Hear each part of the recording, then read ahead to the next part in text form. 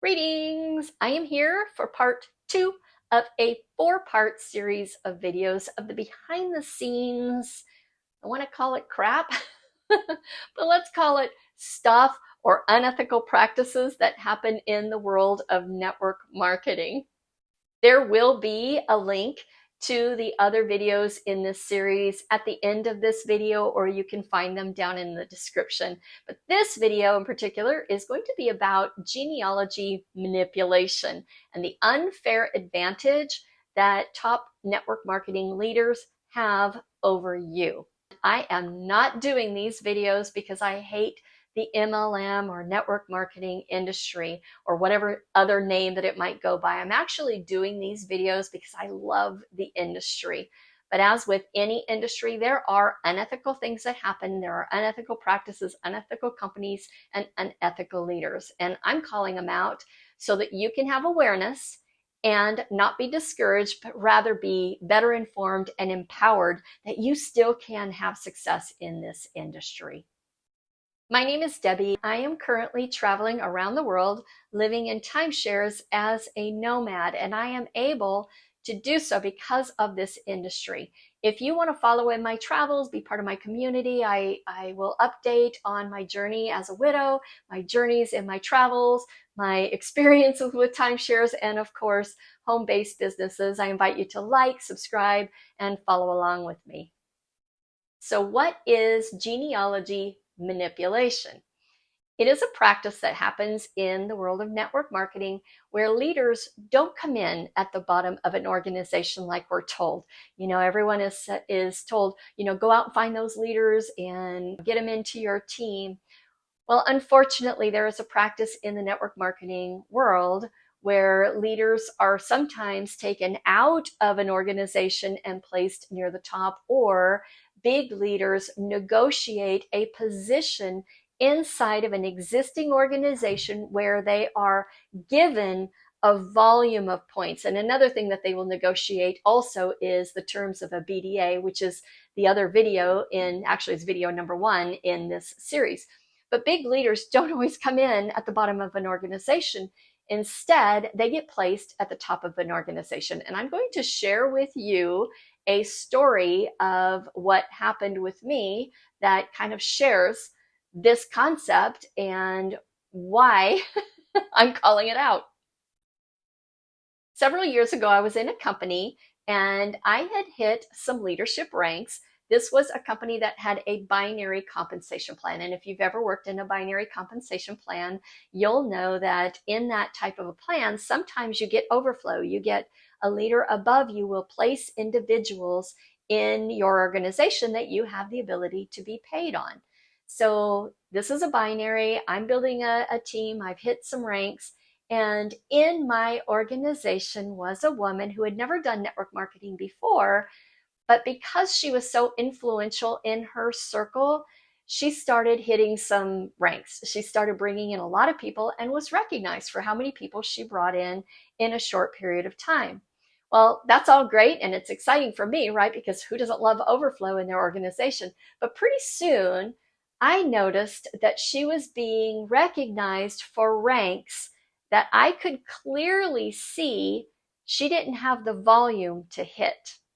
So I started to question it. I'm like, how is it that this individual hit this rank? I can clearly see that she doesn't have the volume for this. And for a while, my requests went unheard and they were not responded to, but I'm pretty persistent. And so I finally got an answer. And here's what the answer was. Debbie, she has potential to be a huge leader and we're so impressed with everything that she's done. We've actually given her a position in the organization that happens to be above you. But here's the good news. The good news is you're now in her downline and she'll be able to help you build your business. And I'm like, what? Well, I can tell you that never happened because as soon as I heard what they had done, I quit. To me, that is extremely unethical in a world where you're telling people to grow your organization 2 by 2 and leaders will fall under you and make you rich in this industry. And then all of a sudden, when somebody comes in that potentially could add a lot of volume or a lot of money, they get removed and put to the top of the organization where they are given my volume, and all they have to do is cycle out that volume by building a second leg. So that was my first insight as to that happening. But here's the dirty little secret that happens quite often. When a leader wants to join another company, or perhaps a leader might be incentivized with a BDA, a business development agreement that I talk about in the first video. When a leader comes on board, one of the things that they will also negotiate is to be placed at the top of an organization. And the company sometimes will create positions that as the organization grows, they can incentivize leaders and put them in those top positions, which basically gives that leader tons of volume, that now they have one leg with a lot of volume, and all they have to do is bring their existing team and cycle out that volume. This is a practice that I feel is a totally unfair advantage to the average network marketer who is not aware that this is happening. If their company is engaging in this practice of manipulating the genealogy or placing leaders above them in the organization, it's completely contrary to what the company is also saying, where go out and recruit, and you're going to build this organization 2 by 2, and who knows, you're going to get a leader in your downline, and you can capitalize on all the volume that a leader brings in.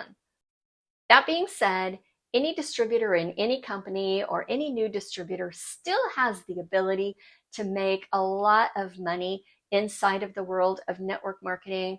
I just want to caution you, don't get sucked in to the idea that you can recruit a leader. Just know that a lot of the big leaders in the network marketing world, they aren't going to fall in your downline. They're actually going to negotiate for a position above you.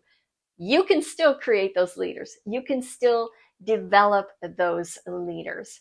As for me, I will never join a company that engages in the practice of changing around the genealogy, or any company that creates positions where they insert leaders. And I specifically will talk with either the CEO or the top distributor in any company. You'll see what that conversation looks like in my first video. But I will not join any company that inserts leaders at the top. I will only join companies where big leaders will come in at the bottom, knowing that many of the really big leaders in this industry, the seasoned people who know how to negotiate BDAs, who know how to negotiate positions, probably never will come into the organization. But that doesn't mean that we can't develop leaders, and we can't develop those individuals in our own organization with a duplicatable system so that they can become a leader instead of you having to recruit the leader. If you are someone who is looking for a side business, if you are looking for an opportunity with an ethical company, an ethical team, and you'd like to consider working with me, there is a link below in the description. It's partner.successwithdebbie.com. And if you'd like to fill out that form, I'd love to get together with you, connect with you, and see what your experience is, what your expertise is, what you're looking for, and maybe set some realistic expectations for you of what this industry can do for you. Goodbye for now. If this has been helpful, like, subscribe, and I will see you in the next video.